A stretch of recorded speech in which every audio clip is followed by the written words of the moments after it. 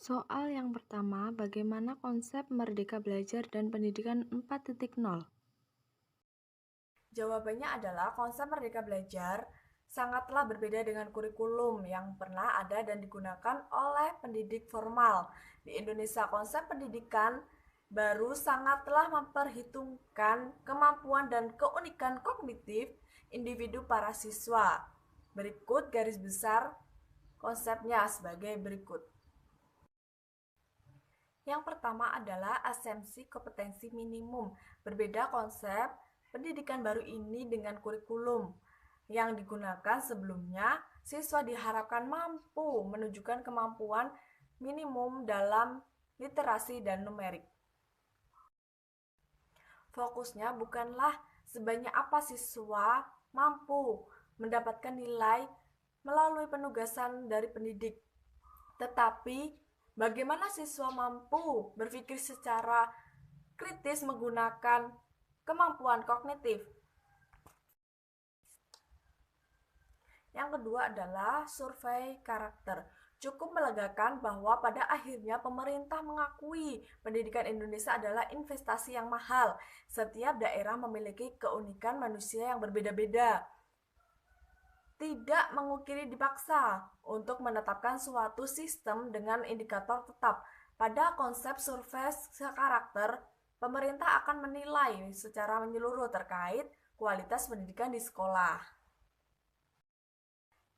Yang ketiga adalah peluasan penilaian hasil belajar. Suatu hal paling menarik dalam konsep Merdeka Belajar ini adalah adanya peluasan penilaian hasil belajar siswa yang tadinya hanya dari nilai ujian nasional menjadi penugasan dan portofolio.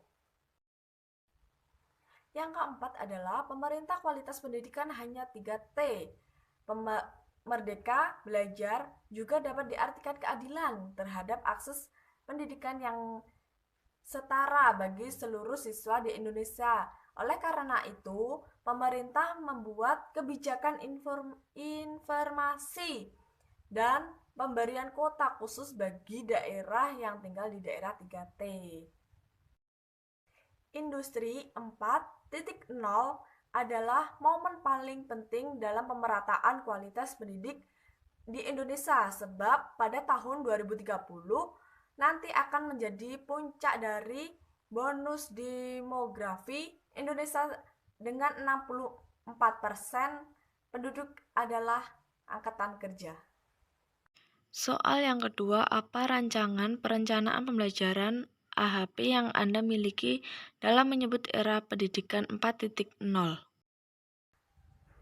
Jawabannya adalah dalam pembelajaran Al-Quran Hadis dan pembelajarannya dalam menyebut era 4.0.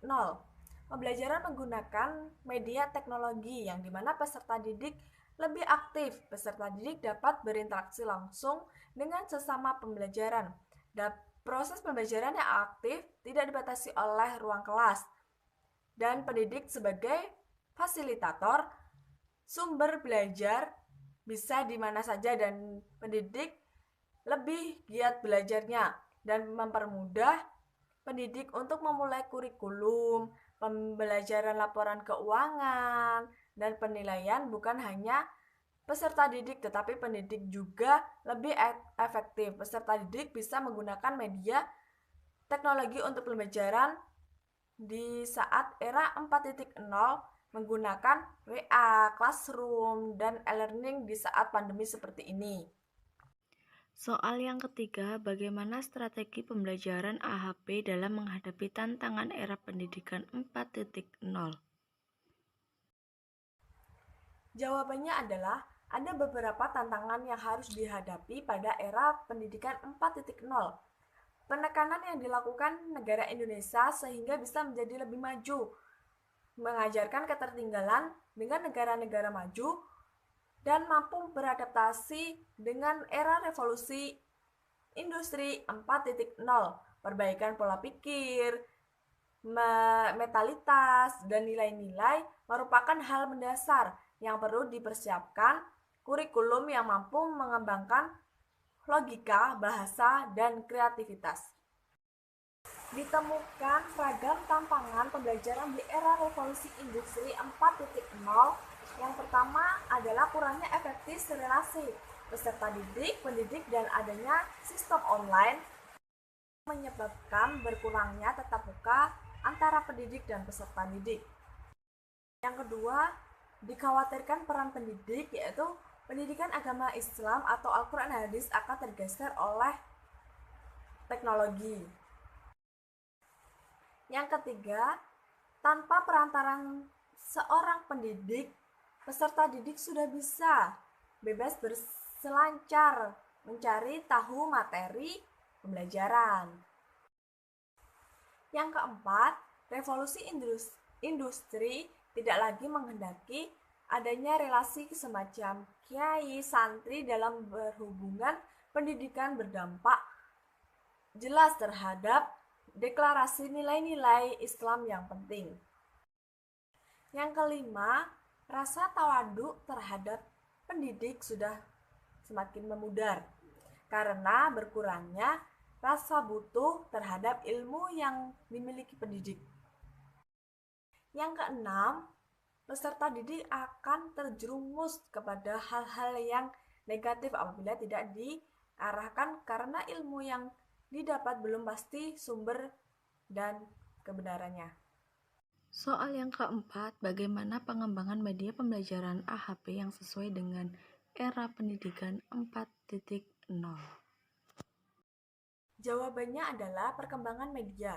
Beberapa motivasi yang diberikan oleh guru-guru Al-Quran Hadis dalam menciptakan suasana pembelajaran dibuat yang lebih menarik, menyenangkan, dan mudah dipahami oleh peserta didik.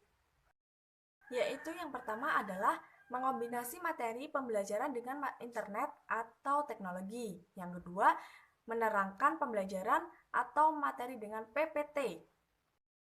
Yang ketiga, menerangkan materi tentang Al-Quran Hadis seperti hukum bacaan, menghafal surat. Yang keempat, menerangkan video sejarah Islam dengan video cerita.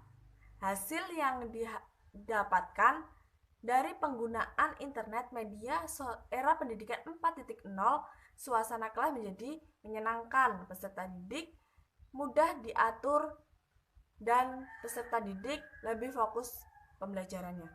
Soal yang kelima, apa pendapat Anda yang tentunya didukung dari berbagai teori yang kuat terkait evaluasi pembelajaran AHP dalam suasana yang berdampingan dengan COVID-19? Jawabannya menurut saya melakukan evaluasi dengan media elektronik karena COVID-19 agar mempermudah pendidik dan peserta didik untuk berkomunikasi dalam proses pembelajaran.